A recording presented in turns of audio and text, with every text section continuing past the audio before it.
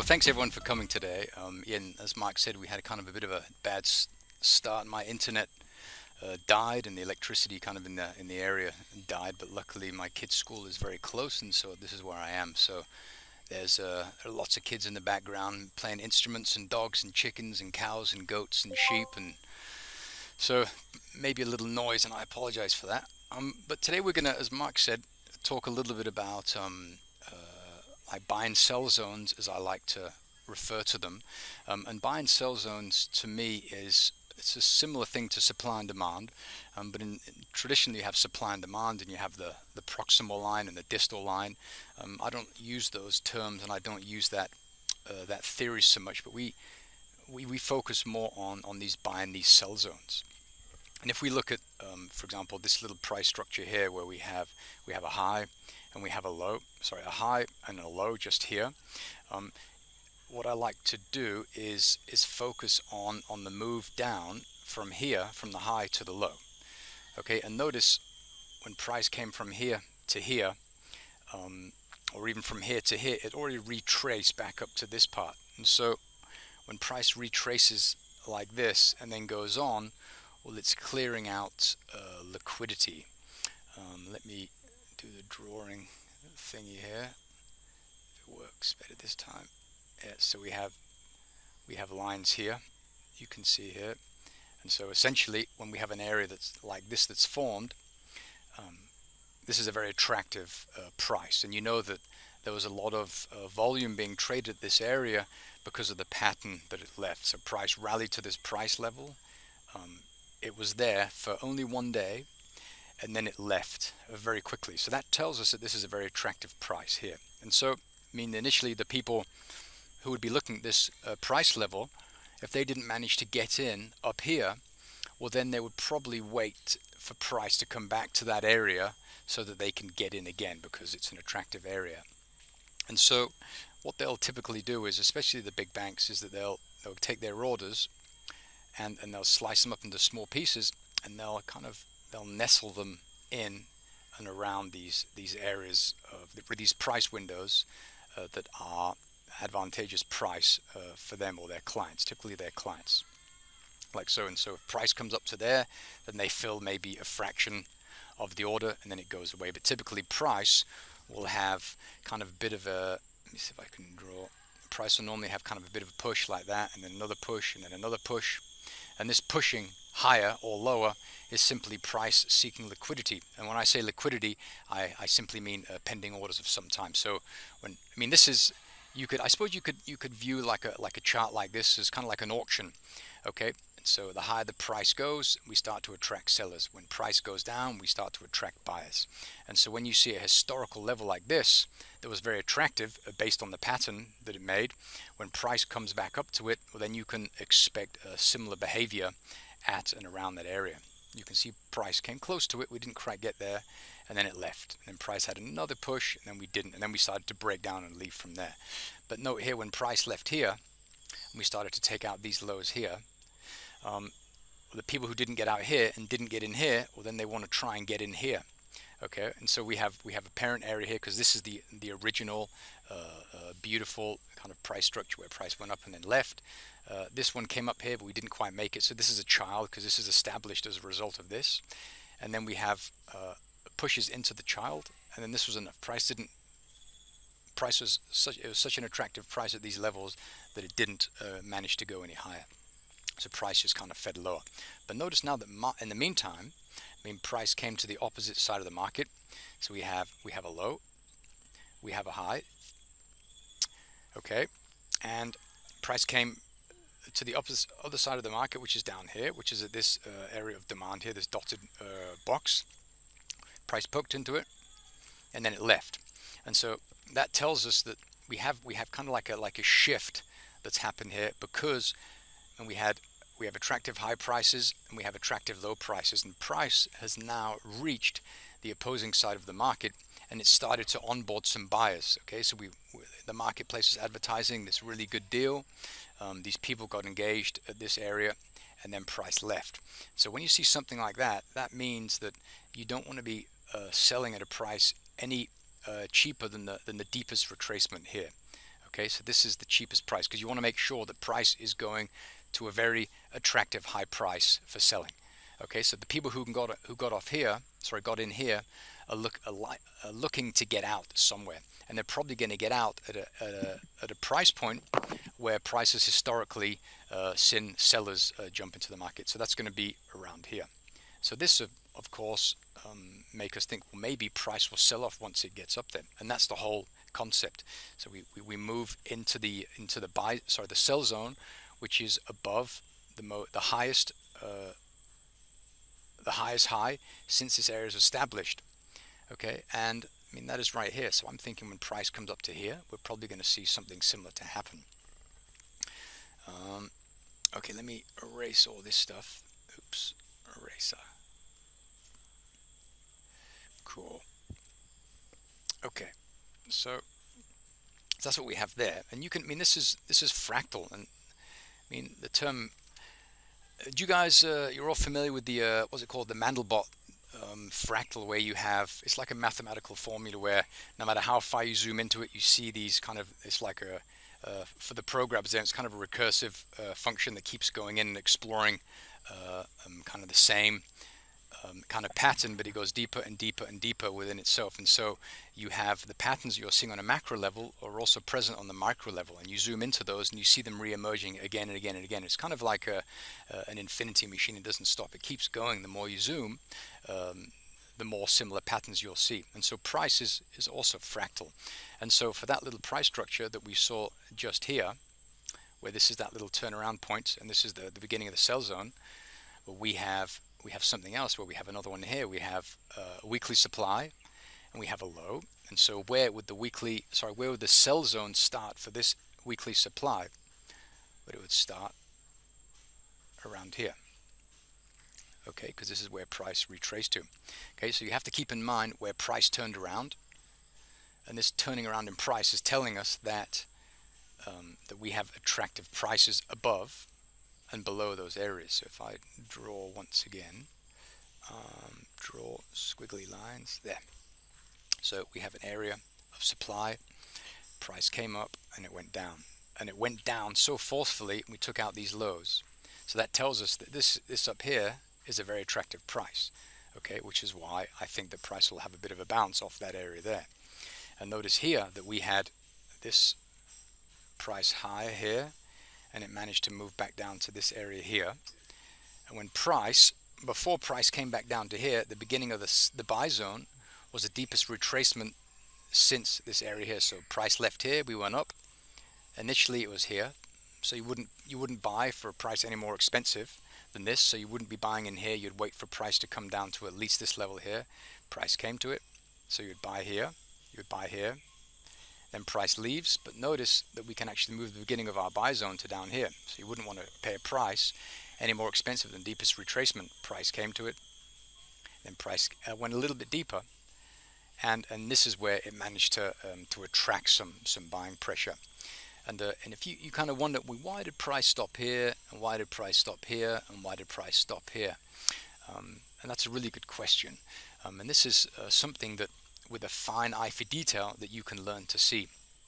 And so I like to look at it as I like to use buy and sell zones, but also buy and sell sides. Okay, so you have this area here. This is the move. This is the move that went from the low to the high, and then this is the move that gave some of that back. It goes from here to here. Okay, and so this side of the chart is the buy side, this side is the sell side. So you're not allowed to buy at any areas of demand formed on this side of the chart. You're only allowed to do it on this side of the chart. And it's difficult to see on this time frame, but you can see a lot of these wicks, and these wicks here are begging the viewer to go onto the smaller time frames, because that's where all the detail is. Okay, so this is a really awesome way to force yourself to sit on your hands, because you know that you can't buy, I can't do anything, and so you're forced to focus on what's going on in here. Okay, so initially you would look for those sharp moves away, and we saw this candle right here.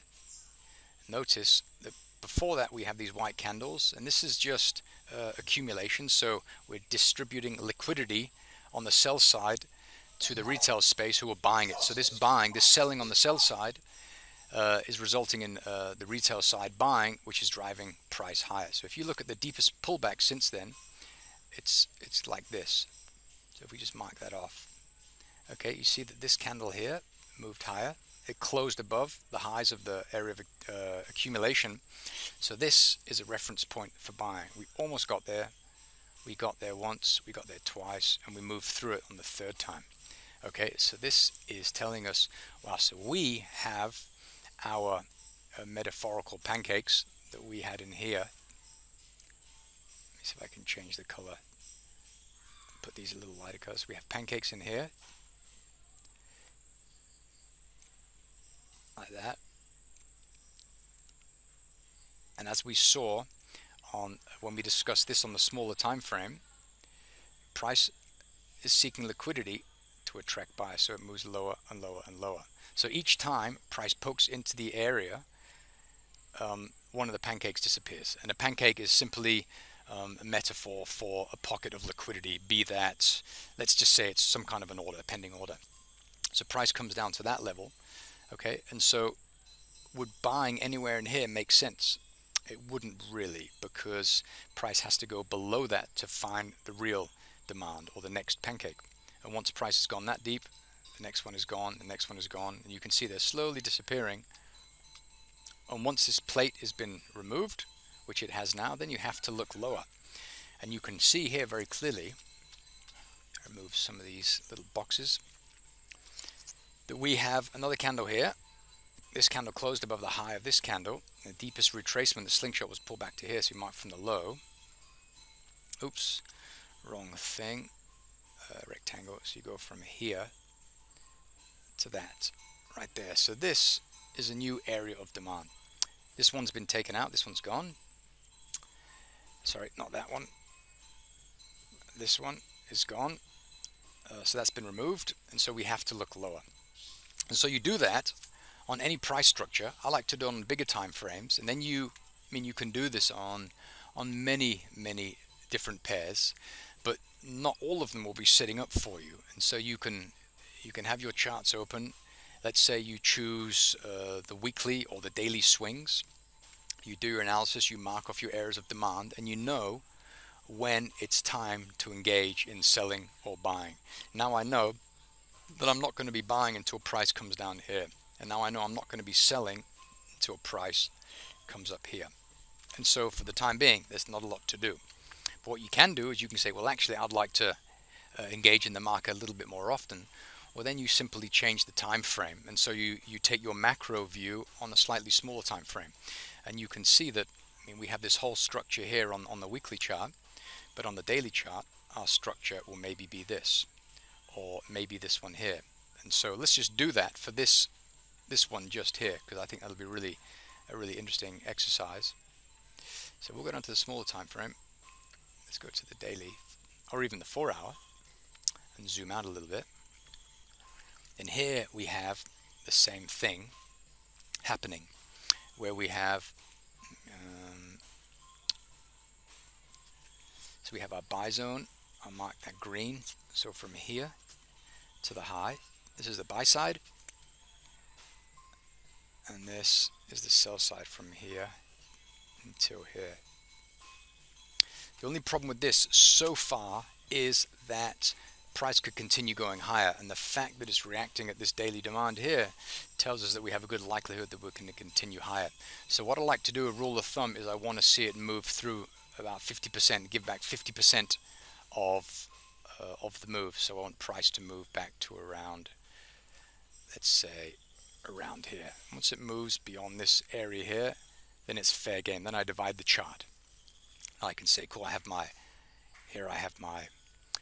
buy side, and here I have my sell side. So I'm only allowed to sell at demand that's formed on this side of the supply that's formed on this side. I'm only allowed to buy a demand that's formed on this side. Then you just look for your buy and your sell zones. Yeah, okay, let's clear all drawings. let's do another example. Let me remove these, so we have to do all the work ourselves. Oops, false hit. Okay, I'm just gonna actually remove everything here. Okay, and so let's grab something else. Let's have a look at, I don't know, let's have a look at gold. There it is. Let's have a look at gold. Yes. See, we were talking about gold, and we were talking about this area right here. Right here. And the reason we were talking about that is because we had a period of distribution. This candle cut away, and so the higher the candle is where the slingshot was pulled back. And so within here we have our pancakes kind of sliced up and put in there. We know this is an attractive price. Why? Because when price was there last time, we moved up to it, we hung around there for about a week, and then we left. Okay, and this week and this week and these 4 weeks here are not related to these 3 weeks here. These are two different patterns here. This is the high, and this is accumulation. This is distribution. Okay, and the reason I know that is because this candle closed above the high of this one, so that separates these two, so these two are not related. Okay, and then we have this one that cut away, and this one closed below this entire area of distribution, and it left from the high of it, and so this is where we want to start to sell. So we were actually talking about this area last week, and so the cool thing about this is, let's have a look. Let me zoom out a bit. Okay, so here we can do our buy side, sell side thing. So let's have our sell side is from, get the red, so selling from here to here. We're buying from here to here. Okay, and then we can ask ourselves, what did price move past about around the 50%? Yeah, it did. It did. So that tells us that we have serious demand below here, enough to drive price higher. Okay, and so that's done, and so now it's just time to look for supply here and look for demand here. And the cool thing about this is, these patterns really jump out at you, and we have a couple of examples that we can look at. Oops, let me remove all these. Okay, clear. Okay, so we have a couple of areas. We're just going to look at both of these. Okay, so we have this one here. Okay, this is a nice candle to the left. Is the body of this candle within the range of the previous? No, it is not. Is this one in the range of the previous? Yes, kind of. So we actually go like that. So we mark off the whole area like that. And the beginning of the sell zone is the high of this candle. So this area of supply looks like that. Do the same thing here. Is this candle, did it close below? This one is the body, this one in the range of the previous? No. Is this? No. Okay, so we actually have something similar here, and it looks like that. Okay, but notice this one's different. This one, actually, these are quite similar in that price has already been back to this area here. So this is a reaction to this. This is supply, and this is micro supply. And the reason I call this micro supply is because I can't see I can't see the details of it on this chart. So that tells me that I have to go to a small time frame in order to find a little bit of clarity, and we'll do that quickly. So if we have a look here, you can see that price has actually already been back to this level here, and so we can expect the slingshot to be pulled back to this area here. So price will probably have a bounce here because this is where price left from. Slingshot was pulled back, then price left, and here we had an area of supply here. Price left, a slingshot once, twice. But as we've discussed many times, every time price comes back, these pancakes thin out. And so in a situation like that, I'd be keen to maybe shoot for the upper edge of this area here. Okay, and this one as well here. This one you can see very clearly that the beginning of the sell zone is, if we just focus on this, all the candles in this area is around here. Okay, so this is actually the supply. This is higher than that one, this is higher than this one. Price left, it was pulled back, and then it went down. Okay, Let's have a look how these did when price returned returned to them. Um, yeah, price came right up to this one here, and it had a bounce. See, it went almost all the way through it. Okay, then we tested it, then we went through it, and then this one here, this is where price managed to find that micro area. Remember the one I called micro because I couldn't see it on the weekly chart? Well, this is the one that we could see here on the daily chart, just here. So we had this little area of supply. It's not supply, but there's a pattern in there that makes me feel confident. And so price went up, we left, slingshot, and then we had that huge move that left. And this, the fact that price left from this area here and moved all the way down here, tells us that we have an attractive price to sell at from this area here. And then you can do the whole thing over. If we put our X-ray glasses on, you notice is, yeah, this is probably close to the lows of that. So maybe these two are related. Here, the slingshot was pulled back to here, and so I mean that looks just fine to me there. But notice here that we had this area here. Price went up once, went up twice. We reacted at the child, then we left. So we do have something going on here, and it looks something like that. But notice here as well, this is reacting to this. Okay, so we do have this just here. We'll mark off the highs there. We'll just put that on like that. So we do have this as well, which is a potentially interesting area. Beginning of the sell zone is maybe around here. Okay, this candle left. This one left here. The slingshot was pulled back, and then we left. And so we have a couple of areas to watch out. But currently we're having a bit of a bout with this weekly area here. So we'll have to see what happens if this holds. Currently it's looking pretty strong. I think selling gold for the time being is maybe a bit of a tough idea, but Yeah, I was gasping. you know what I mean? It's like, ooh, it's in I've the. been up, I've been up since 4 o'clock reading the headlines.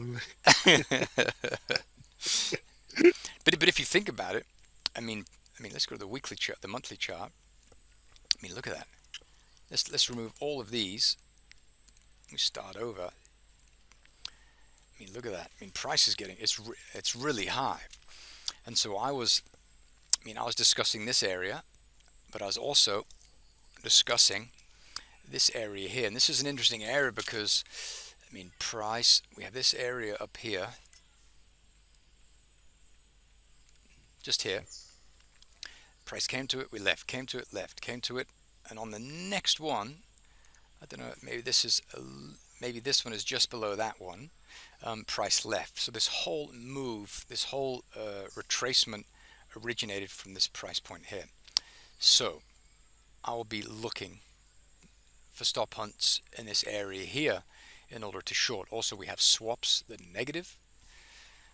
Okay, and so because the interest rate differentials, the interest rate differential for the American dollar is still higher than what they're offering on gold, and so I think when prices move up into this price window, we'll probably start to attract some shorter, and I underline the word shorter term shorts, depending on what else goes on with the economy. But I don't have any more data with this broker. MT4 brokers are kind of rubbish because they don't really give you a lot of data. They kind of figure, we'll just give these guys a few months of 1 hour and 4 hour data. But little do they know that we want the monthly and the weekly data, and they really give you a whole lot of it, which is quite unfortunate. Yeah, purposely done as well. Yeah, they want you kind of making decisions in the dark.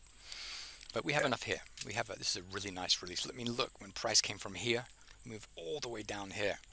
We took out this demand here. We had demand here that was tested a few times. This one removed it. Price came close to it, we left, and now that one's removed. And so price is looking really strong.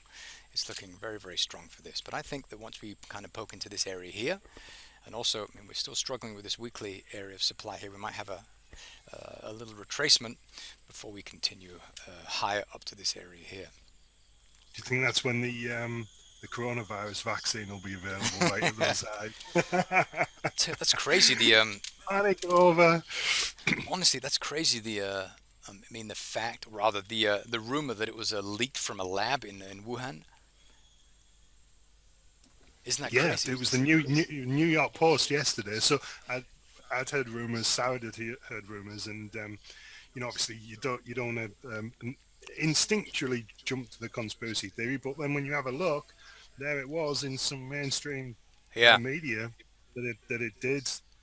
Oh, it's highly likely that it was a bio weapon that went rogue. That's insane, honestly. What kind of a leader would dump that stuff on even on an enemy? It's Oh craziness. no, crazy. As you Yeah, said, what else have they got? Three-headed I know. monsters. I know. Um, Yeah. Yeah. cool. Hang on. So we've got some questions here, mate, Yeah. that Let me see these are questions. relating to gold. I don't know. Oh, you can see that. Okay. I'm trying to see where the come on. Where can I see these It's questions? been sent me privately, so maybe Ah, you can see it. So basically, it says, "Hi, Mark. Could Saudi relating to gold, relating to the analysis of the parent-child approach? It looks like he's matching supply, which isn't fresh. Same with buy and sell zones. Those second and third touches contradict previous teachings. So yeah, just wanting to understand that. yeah. Yeah. Well, I mean, the fresh areas are the ones that have a full kind of plate of pancakes. And yes, I mean you do have. I mean, you do have areas like children areas and parent areas, and ideally you want to be trading only parents. But there are situations when you can trade the children. That's typically when the market is trending. When the market is trending, when we have this one here, for example, this is kind of a messy one, but price went up, price reacted to that. So there's a high likelihood that price is going to react here before it reacts at this. Um, because I mean, price it came back down to here, and then it left. But I think maybe you're referring to the fact that price kind of tested this area before it released here, which is maybe saying that it's not fresh. Um, it's true. It's not fresh in the sense that it hasn't been tested, because it has been tested on the release. So that's why you want to pay a price for supply no cheaper than the price point that price had to go to before it left, and you do the same for demand. And can I just add to that as well? It tees up a stop hunt absolutely beautifully in that scenario as well, because ultimately, the more touches, the less pancakes, right? The less orders. Hmm.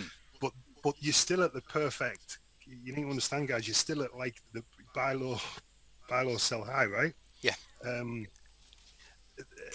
you make money in trading as you make money in anything like buying and selling paper clips.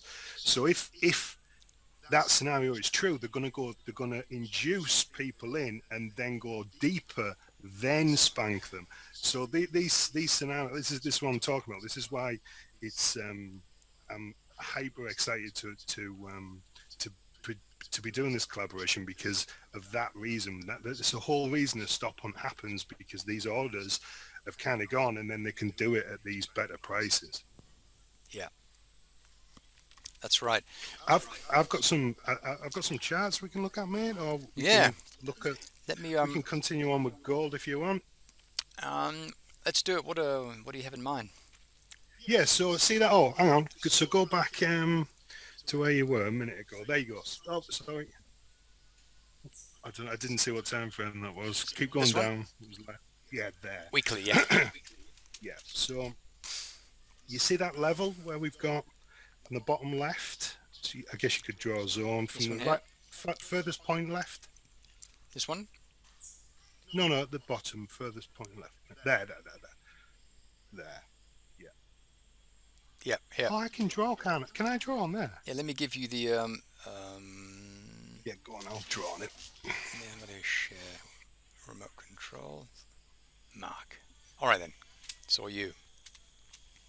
Super cool. So, hang on. This is where we forget what we did last week or the week There it is. before. Now it's moving. Oh, Cool. I've got a pen. Cool. Right, so there's two stop hunts that we can see. I'm going to go off. Oh, slight delay, so forgive me. There. So we've got prices coming down, major drop, and then something stops it, starts to what would be described as consolidate, but it's never that. It's always an accumulation or distribution or both of orders, right? You get the bounce off the level that draws people in, so that's what we refer to as the entry cheese, and then it goes deeper. So could you just talk to that and why that would be a pretty nice trade, Yes. Let me. and maybe how you could get in during the stop pump area rather than waiting until it's kind of underway. Yes, of course. I mean, when I see something like this, I mean, I want to see what it's. I want to look to the buy side of the chart, and so what I'll do is I'll just mark off the lows, and I'll see what's going on. And you can see here that we have a high, we have an area of sideways price movement, and then we had a release. Price went above there, and then we have this visible slingshot being pulled back, and then it left.